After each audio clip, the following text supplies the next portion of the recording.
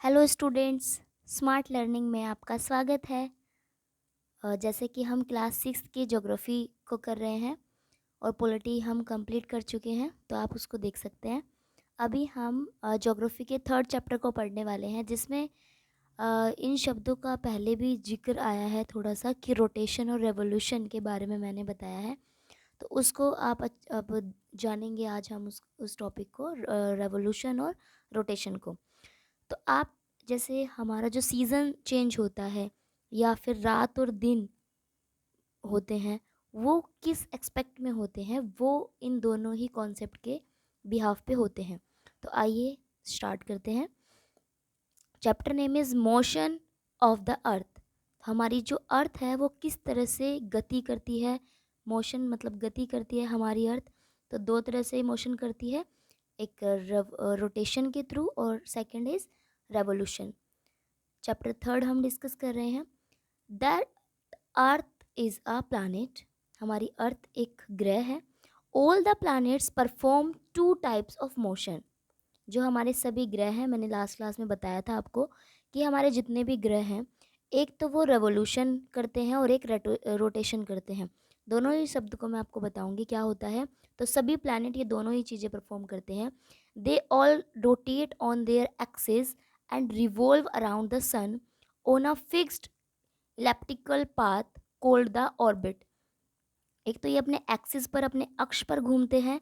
दूसरा, revolve around the सन, सन के चारों तरफ घूमते हैं, वो भी एक फिक्स्ड इलेक्ट्रिकल पाथ में। मतलब एक फिक्स्ड पाथ होता है उसमें, उस पाथ को ही क्या बोलते हैं? Orbit. There are movement that is rotation and revolution. तो एक एक करके आइए डिस्कस करते हैं। पहले हम रोटेशन को देखते हैं। रोटेशन क्या होता है? परिक्रमण। ठीक है। The movement of the earth on its axis is called rotation. जब अर्थ अपने एक्सिस पर, ये हमारी अर्थ है, जब ये अपने स्थान पर घूमती है, और ये किस किस डायरेक्शन में घूमती है, मैंने बताया था आपको, वेस्ट टू ईस्ट डायरेक्शन में मूव करती है। तो अपने एक्स पर जब ये घूमती है तो उसको बोलते हैं movement of the earth on its axis is called rotation. It complete one rotation in 24 hours. एक दिन में जैसे 24 घंटे होते हैं, तो रोटेशन जो अर्थ एक दिन में ही कंप्लीट करती है, 24 घंटों में। Rotation causes day and night, और इसी रोटेशन के चलते ही क्या होते हैं, हमारे दिन और रात हमें देखने को मिलते हैं। The axis is an imaginary line tilt in the fixed direction, making an angle of 66.5 degree to its orbital plane and 23.5 degree to its vertical। तो देखिए, जब ये अपने अक्ष पर, मैंने बताया था हमारी जो अर्थ है वो थोड़ी टिल्ट है, कुछ टेढ़ी हुई है, टेढ़ी ही उसका स्ट्रक्चर है, तो वो इस तरह से होती है। मैं आपको साथ साथ बता रही हूँ। जब ये थोड़ी टिल्ट है, जो टिल्ट वाला जो इसका फेज है, तो ये कितना टिल्ट है? तो ये 66.5 डिग्री पे टिल्ट है। और जब हम इसका ऑर्बिटल प्लेन, ऑर्बिटल प्लेन होता है ये, और जो ये ऑर्बिटल प्लेन है, ये इससे अगर हम देखें तो ये 23.5 डिग्री ये ऑर्बिटल प्लेन से टिल्ट है। तो इन दोनों में फ़र्क देखिएगा। तो this tilt is called the inclination of the earth axis, और इसी को क्या बोलते हैं? Inclination of the earth axis. As the earth rotate from west to east, which I have told you, that half of the earth surface facing the sun gets light while the other half remain in darkness. जैसे हमने देखा, अब जो ये हमारी अर्थ है, इसमें जो इस एक साइड से सूरज की किरणें पड़ती है, सन रेज पड़ेगी, तो जो अर्थ का ये इस हिस्से में जो भी कंट्रीज आएगी, यहाँ पे डे टाइम होगा और अपोजिट साइड में नाइट होगी। इसी तरह से जब ये घूमेगी अपने अक्ष पर, तो ये वाले साइड सन के अहेड पड़ जाएगी, तो यहाँ पर डे हो जाएगा, और ये वाली साइड दोबारा से इधर घूम के चली जाएगी, तो यहाँ पे नाइट हो जाएगी। ओके, आगे देखिए। तो if the earth did not rotate, अगर हमारी अर्थ अपने अक्ष पर रोटेट नहीं करती, the position facing the sun would always be warm. तो हमारा जो अर्थ का जो फेस सन की तरफ होता है, वो हमेशा गर्म होता, और क्योंकि अगर वो अपने अक्ष पर नहीं घूमती तो जो इसका हिस्सा सन को फेस कर रहा है तो वो पूरा टाइम क्या रहता, सन को ही फेस करता, तो वो हमेशा गर्म ही रहता एंड एक्सपीरियंस डे टाइम, और पूरा हमेशा ही वो डे टाइम फेस करता। और वाइल द अदर हाफ, और जो दूसरा हाफ है, वुड बी इन डार्कनेस, वहाँ पे हमेशा रात होती और वो हमेशा कोल्ड होता and remain extremely cold. In both cases it is not possible to sustain life, और ये किसी भी हमारे जीवन के लिए, एक सतत जीवन के लिए पॉसिबल नहीं था। Next, coming to the revolution, revolution is परिभ्रमण, रोटेशन होता है परिक्रमण, रेवोल्यूशन होता है परिभ्रमण। The earth movement around the sun in the elliptical orbit is called revolution. जब हमारी अर्थ क्या करती है, सन के अराउंड मूव करती है तो उसको रेवोल्यूशन कहते हैं। और ये वन रेवोल्यूशन कंप्लीट करने में it takes 365 days and 6 hours to complete one revolution. Rotation को कंप्लीट होने में 24 आवर्स लगते हैं यानी 1 डे, और रेवोल्यूशन होने में 365 डेज एंड 6 आवर्स का समय लगता है। अभी रेवोल्यूशन से रिलेटेड कुछ कॉन्सेप्ट्स हैं, उनको देख लेते हैं। Leap year, a calendar year has 365 days only. एक जो नॉर्मल ईयर होता है उसमें 365 डेज होते हैं। द 6 आवर, क्योंकि एक रेवोल्यूशन होने में 6 आवर्स एक्स्ट्रा लगते हैं, तो 4 साल अगर हम रहेंगे तो 4 साल में ये पूरा 1 डे बन जाएगा। अब जो 1 डे बनेगा, तो 1 डे बनने के बाद एक हमारा साल ऐसा आएगा जिसमें 366 डेज मिलेंगे। और वो जो 1 डे है वो कौन से महीने में काउंट होता है, आप देखते होंगे हर 4 साल के बाद फरवरी 29 डेज का होता है।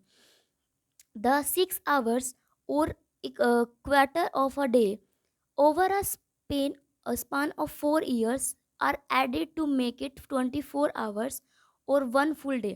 जब ये 4 सालों तक ये 6 घंटे होते हैं तो उससे एक दिन बन जाता है, और उस एक दिन को 1 extra day added to the month of February। Every 4th year has 366 days. हर 4 साल में एक ऐसा साल आता है जिसमें 366 दिन होते हैं। Instead of 365 days such a year is called a leap year.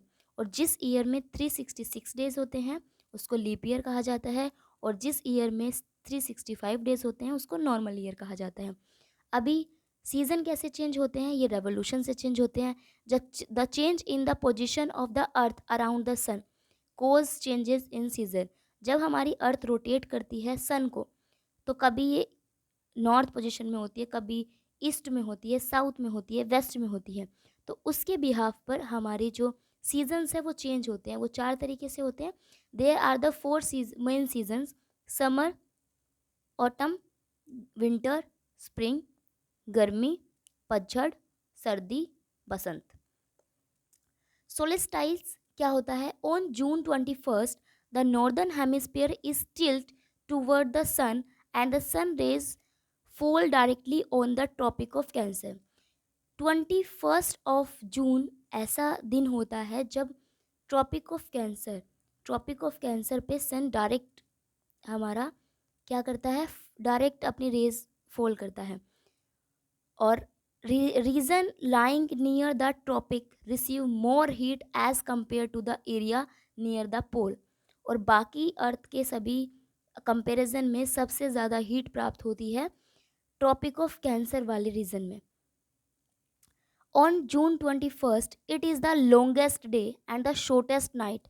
और ये हमारे नॉर्थ हेमिस्फीयर का सबसे लंबा दिन और सबसे छोटी रात के रूप में काउंट किया जाता है for all places in the northern hemisphere. ये सिर्फ मैं उत्तरी गोलार्ध की बात कर रही हूँ, क्योंकि उत्तरी गोलार्ध में देखिए, उत्तरी गोलार्ध में जो हमारा सन होता है ये हमारा 0 डिग्री में बताई थी आपको, ये हमारा 23.5 डिग्री नॉर्थ होता है, और यही वो ट्रॉपिक है या लैटिट्यूड है जिस पर सन जो है डायरेक्ट अपनी रेज डालता है on 21 June. Okay, next, on 22 December the southern hemisphere is tilt toward the sun and the sun's rays fall vertically on the tropic of capricorn. जिस तरह से 21 और जून को ट्रॉपिक ऑफ कैंसर पे होता है, उसी तरह से 22 December में ये 23.5 डिग्री साउथ में होता है। इस वाली हमारी लैटिट्यूड पे होता है 21 दिसंबर को। यहाँ पे डायरेक्ट सूरज चमकता है और वो दक्षिणी या फिर मैं बोलूँ सदर्न हेमिस्फीयर का सबसे बड़ा दिन और सबसे छोटी रात 21 दिसंबर को होती है। वो भी सदर्न हेमिस्फीयर में।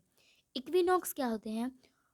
इक्विनॉक्स क्या होता है देखिए, ऑन मार्च एंड सितंबर 23 मार्च और 23 सितंबर को the direct rays on the earth fall on the equator. इन दोनों दिनों में जो सन है वो डायरेक्ट फॉल करता है इक्वेटर पे। At this position both the poles are equidistant from the sun and the entire world experience an equal duration of day and night. और पूरे वर्ल्ड में हम किस तरह का क्लाइमेट फेस करते हैं कि सभी duration of day and night is equal experience किया जाता है। तो आप देखिए एक बार, ये हमारा सन है, ये हमारी अर्थ है, एक ये हमारी अर्थ है, एक ये हमारी अर्थ है और एक हमारी अर्थ ये बन जाती है और बीच में हमारा सन है। ये है अर्थ। अब इसमें आप देखिए, ये हमारा इक्वेटर है और ये हमारा ट्रॉपिक ऑफ कैंसर है। ट्रॉपिक ऑफ कैंसर पे होता है 21 जून में। फिर ये क्या करेगा, ट्रॉपिक ऑफ कैंसर के बाद ये मूव करेगा इक्वेटर पे, तो ये आएगा जून के बाद क्या आता है, सितंबर। तो जब ये दोबारा से आएगा 21 जून के बाद, जो सूरज अब किसके ऊपर सबसे पहले इक्वेटर के पास आएगा, तभी वो ट्रॉपिक ऑफ कैप्रिकॉर्न पे जा सकता है। तो 23 सितंबर को ये जाएगा इक्वेटर पे और फिर दोबारा से ये आएगा 21 दिसंबर, जो हमने देखा ट्रॉपिक ऑफ कैप्रिकॉर्न पे आएगा। फिर दोबारा से ये मूव करेगा 21 मार्च में, जिसमें हम देखेंगे ये दोबारा से इक्वेटर पे आ जाएगा। फिर ये दोबारा से ट्रॉपिक ऑफ कैंसर पे जाएगा। इसी तरह से ये पूरा सर्कल जो है वो काउंट किया जाता है। Now I think you will be better understand this. Thank you for watching my channel. Do share, like, subscribe to my channel. Thank you.